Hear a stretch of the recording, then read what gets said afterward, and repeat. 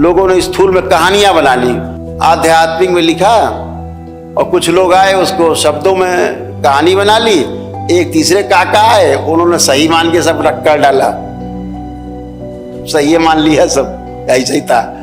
तो ऐसा कुछ नहीं है। जब आध्यात्मिकता में आप उतरेंगे, तमाम रहस्य खुलेंगे आपके सामने कि माँ महाकाली कौन है, माँ दुर्गा शक्ति कौन है, तो हनुमान कौन है, तो फिर शिव कौन है। तो ये बाद में सब खुलेगा जब आप धीरे धीरे चलते जाओ एक एक कदम। रावण कौन है, तो राम कौन है, तो कृष्ण कौन है, तो शिव कौन है। अभी आप देख रहे हो, ये देख रहे हो, ये कमल ही है, ये भी कमल है, ध्यान रखो, जिसे आप त्रिशूल कह रहे हो। ये 2 दल का कमल है, बीच में अगल बगल 2 दल हैं, पंखुड़ी, एक ये एक वो। यहां पर 2 ही दल का कमल है, यहां 16 दल का कमल है, और जो आज्ञा चक्र है इसमें 2 दल का कमल है, एक इधर पंखुड़ी और एक इधर, तो 2 बीच में रहता ये कमल का। ये 2 दल का कमल, यही त्रिशूल है, ये प्रतीक है कमल का।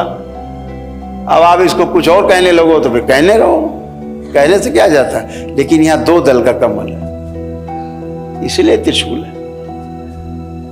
शिव नेत्र है, तो उस शिव नेत्र के जहां पर कमल है उसको 2 दल का कमल है, तो त्रिशूल बताया आपको। तो आध्यात्मिक व्यक्ति के लिए ये कमल है, आप किसी और के लिए त्रिशूल हो सकता है, इतनी तो बात है। ये सहस्रार है, सहस्रार में सहस्रों दल का कमल है, यानी सारे कमल ऐसे हैं सीधे, ये वाला उल्टा कमल है, हजारों पंखुड़ियां उल्टी लटक रही हैं। चोटी इसीलिए रखते हैं कि वो कमल का दंड है। चोटी रखने का मतलब है कि ये पुष्प खिल गया है जिसका, वो चोटी रखने का अधिकारी। अभी हमारे नहीं लगी चोटी, अभी चोटी नहीं है भाई, तो नहीं खिला होगा, नहीं है। तू सहस्र दल का कमल। तो क्या करते थे ऋषि मुनि, जिनका जो ब्रह्मचारी ब्रह्म विचरण करते थे, तो ब्रह्मचारी कह लो उन्हें, चाहे उन्हें ब्रह्मवेत्ता कह लो, चाहे पार ब्रह्म परमेश्वर कह लो, जब वो इससे पार हो जाते थे, सहस्रार से इसको वेदना जान लेते थे, तो ब्रह्म में विचरण करने वाले हो जाते थे। तो इसलिए चोटी रखते थे वो, ये प्रतीक था कि ये ब्रह्म में विचरण करने वाले हैं, ये वो ब्राह्मण हैं, ये ब्राह्मण हैं, क्योंकि ये वेद चुके हैं आपके सहस्रार को। तो ये सब एक अवधारणा है। जो आध्यात्मिक लोग हैं वो चीजों को, तत्ववेत्ता जो होते हैं, तत्व जब वो खोलते हैं, तोड़ते हैं, डिकोड करते हैं चीजों को, तो ऐसे है।